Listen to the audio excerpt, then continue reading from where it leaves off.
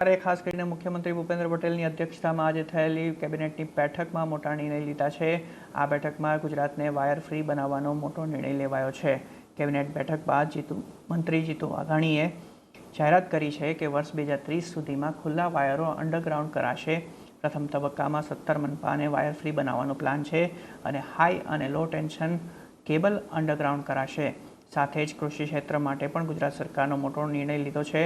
જમીનની ફળદ્રુપતા બચાવવા ખેતી બચાવો અભિયાન શરૂ કરવામાં આવશે।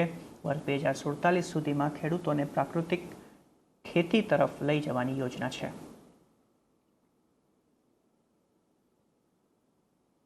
ગુજરાત વાયર ફ્રી સિટી મિશનની જાહેરાત આજે કરવામાં આવી રહી છે। ઓવરહેડ વીજ વિતરણ નેટવર્ક સંપૂર્ણપણે અંડરગ્રાઉન્ડ એટલે કે ભૂમિગત કેબલ નેટવર્ક એ રૂપાંતરિત કરવામાં આવશે। પ્રારંભિક તબક્કામાં 500 કરોડની જોગવાઈને પણ મંજૂરી આપી દેવામાં આવેલ છે।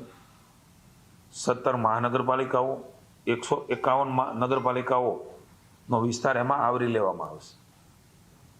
2030 સુધીમાં રાજ્યના તમામ શહેરી વિસ્તારોને તબક્કાવાર વાયર ફ્રી સિટી તરીકે વિકસાવવાનો નિર્ણય એ કરવામાં આવ્યો છે। ખેતી બચાવ અભિયાન રાજ્ય એને આંદોલન તરીકે લીધું છે।